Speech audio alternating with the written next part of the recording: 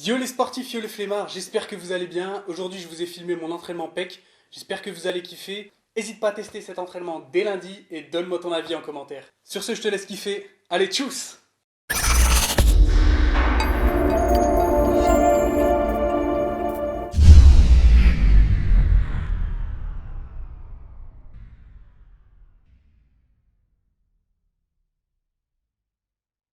Re tout le monde, on se retrouve ici avec la première série de développé couché halter.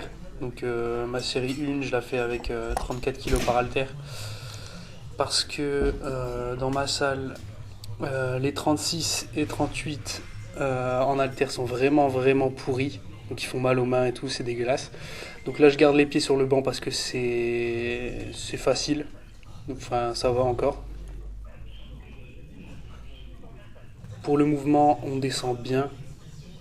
Donc on essaye de descendre juste en dessous des 90. Donc la série 2 à 40 kg. Donc je fais 10 reps. Donc le mouvement il part des pieds. Donc il faut bien ancrer ses pieds au sol. Garder les omoplates bien serrées et sur le banc. Les fesses sur le banc.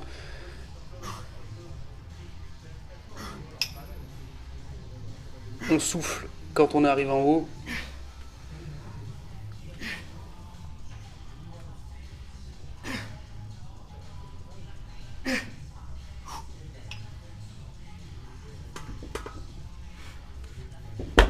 La série A44, je vous laisse admirer cette performance.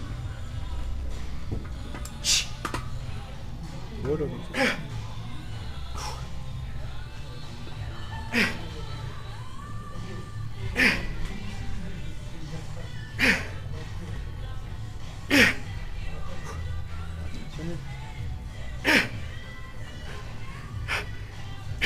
Allez.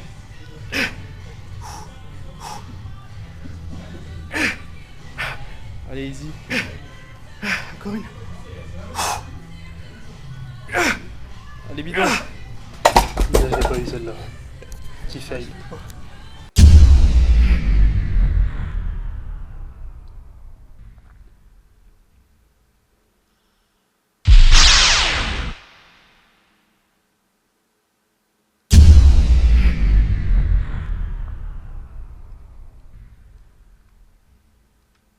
Donc le deuxième exercice du développé incliné.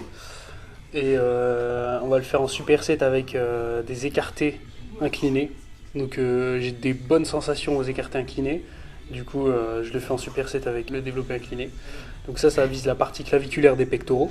Donc c'est la partie haute des pectoraux. Donc je fais toujours un focus sur cette partie en deuxième exo. Parce que c'est la partie la plus difficile à travailler. Et au niveau esthétique c'est la partie la plus belle. Donc là en fait dans ma salle le petit problème c'est les haltères. Donc les haltères ils sont vraiment pourris.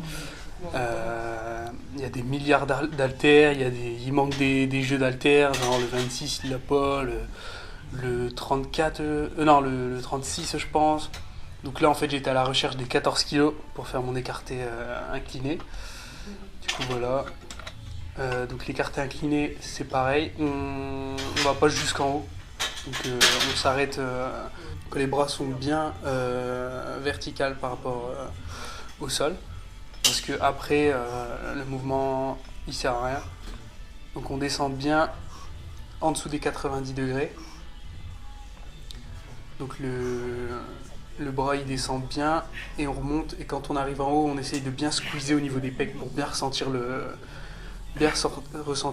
milieu. Donc la deuxième série, je change pas les poids. Comme je fais un superset, je change pas les poids, mais plus justement l'exo avance, je descends les reps. Donc là je suis à 10 reps de chaque. Donc voilà, le mouvement il part bien des pieds, donc les pieds tout le temps bien ancrés au sol. Je veux pas avoir de pieds qui sortent, de pieds qui vont dans tous les sens et tout. Si t'arrives pas à faire, si tes pieds ils sortent dans tous les sens et tout, t'arrêtes le mouvement et tu prends moins.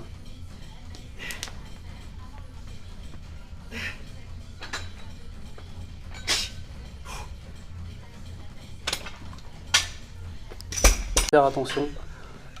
Donc il faut s'arrêter quand les bras le sol. On peut descendre juste au niveau du pec. Là on remonte, on remonte faire en sorte, il doit être perpendiculaire. Tu vois, tu dois pas faire tout en haut comme on voit. Ça.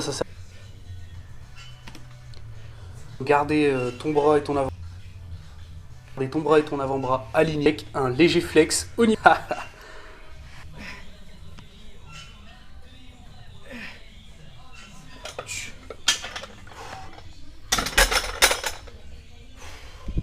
Donc la dernière série, donc 8 et 8 répétitions, tout le temps les mêmes poids. Et donc voilà, l'incliné c'est un très bon exercice. Moi je fais tout aux haltères. Déjà j'ai pas la possibilité de faire de l'incliné à la barre dans ma salle, parce qu'il n'y a pas la machine. Mais je fais tous mes exercices aux haltères parce que je ressens beaucoup mieux au niveau des pecs. Donc j'ai abandonné le développé couché barre, j'avais commencé ça en étant débutant, mais après quelques temps je me suis orienté vers les haltères et comme j'ai une progression constante avec les haltères, je reste sur les haltères. Et ça évite aussi pas mal de problèmes avec la barre. Ça évite pas mal de blessures et surtout de tendinite et ça aplatit les pecs aussi. Donc voilà, on donne tout. On est là pour 1 heure. Si tu donnes pas tout, tu rentres chez toi et c'est bon.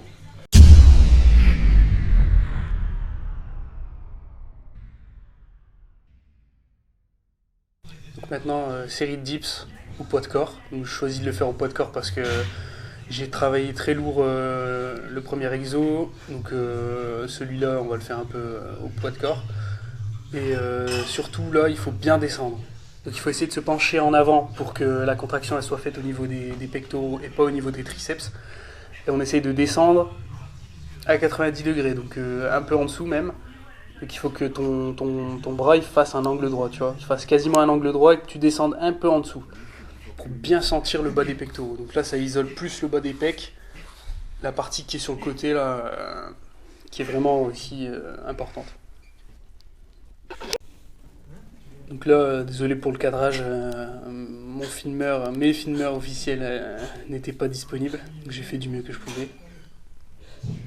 Donc voilà, dips, 15 reps.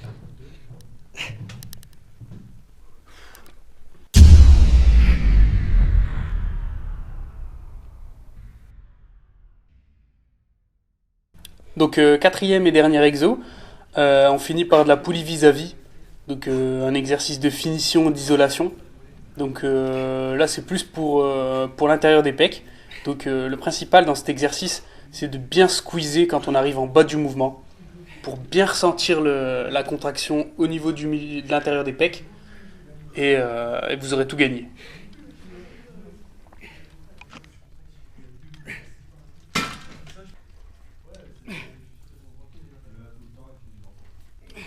Et pareil, là on prend pas un poids de ouf. Le principal c'est d'isoler son mouvement. Et pareil, les bras, on revient pas en arrière à fond. Donc on s'arrête jusqu'à ce que les épaules commencent à être engagées. On s'arrête et on repart pour le mouvement. J'aime bien faire les poulies vis-à-vis enchaînées avec des pompes pour vraiment finir les pecs. Donc des pompes classiques. Bon, après c'est toi qui choisis, un pompe large, pompe serrée. Mais moi je préfère les pompes classiques. J'en fais jusqu'à l'échec, jusqu'à ce que j'en puisse plus. Et une fois que je suis à l'échec et que j'en peux plus, là j'ai fait une bonne séance. Là je me suis bien défoncé. Je t'assure.